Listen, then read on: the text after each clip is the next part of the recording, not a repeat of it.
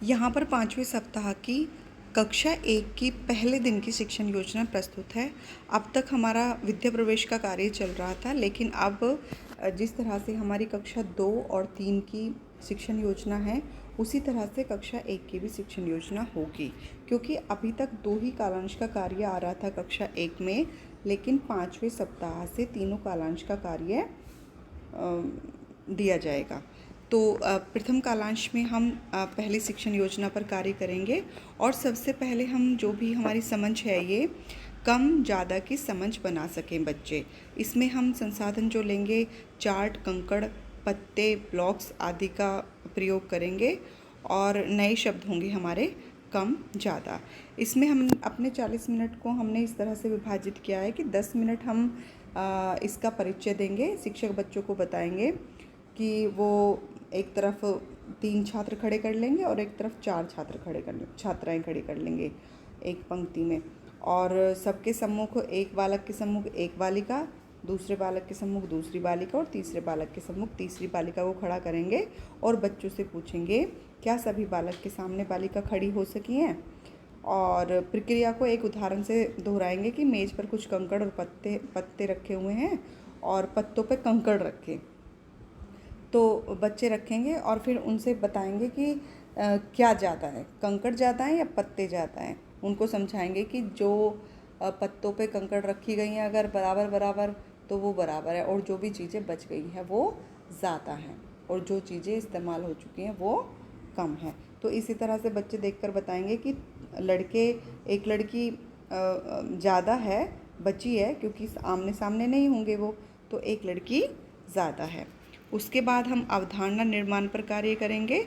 इसमें हम करें वाली विधि अपनाएंगे और बच्चों को 2 समूह में बांटेंगे और उन्हें कुछ फूल और पत्ते के चित्र काट दें। आप उन्हें चित्र काट भी दे सकते हो, और अगर आपके परिवेश में फूल और पत्ते हैं तो वो भी दे सकते हैं आप।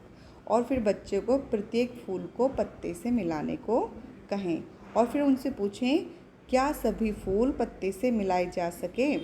फिर बच्चों को हम समझाएंगे कि जब हम एक वस्तु को दूसरी वस्तु के साथ मिलान करके देखते हैं तब हमें ये समझने में आसानी होती है कि कौन सी वस्तु ज़्यादा है और कौन सी कम।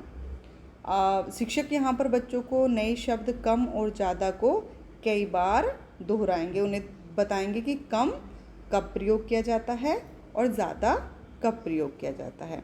अब शिक्षक कम ज़्यादा जो हमारा मैथ का चार्ट है उस पर चर्चा करेंगे और बच्चों से पूछेंगे कि किस तरफ, यहाँ पर पुस्तकें भी हैं, किस तरफ पुस्तकों की संख्या ज़्यादा है, उस पर उंगली रख सकें। इसी तरह से उसमें विभिन्न प्रकार के प्रश्नों की चर्चा करेंगे। अब आती है बारी अभ्यास की। अब यहाँ पर बच्चों से करवाया जाएगा एक ही रंग के 5 ब्लॉक एक हाथ में और दूसरे हाथ में 3 ब्लॉक रखें। इसके ऊपर कम ज़्यादा के सवाल बच्चों से पूछें। उनसे पूछेंगे कि किस हाथ में हमारे कम ब्लॉक्स हैं, किस हाथ में ज़्यादा ब्लॉक्स हैं, तुमने कैसे पता किया कि किस हाथ में ज़्यादा ब्लॉक हैं, क्या तुम्हारे दोस्त ने जो जवाब दिया वह सही है, ऐसी कोई एक चीज़ बताओ जो आज तुमने कक्षा में सीखी। तो इस तरह से हम कुछ प्रश्न बच्चों से पूछेंगे और इस गतिविधि को कराने के बाद हम देखेंगे कि क्या 70% छात्रों ने प्रश्नों के सही उत्तर दिए। यदि हाँ तो हम दूसरे कालांश में कार्यपत्रक का प्रयोग करवाएंगे, और यदि नहीं तो हम फिर से ये शिक्षण योजना दोहराएंगे।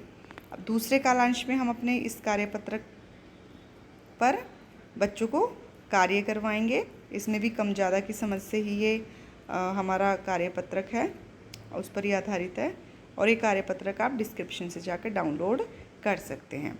फिर तीसरे कालांश में हम अभ्यास गतिविधि कराएंगे। कम ज़्यादा की समझ के ऊपर ही एक हम गतिविधि बच्चों को कराएंगे, और यहाँ पर हम जो हमारा गणित का चार्ट है कम और ज़्यादा वाला उसका प्रयोग करेंगे।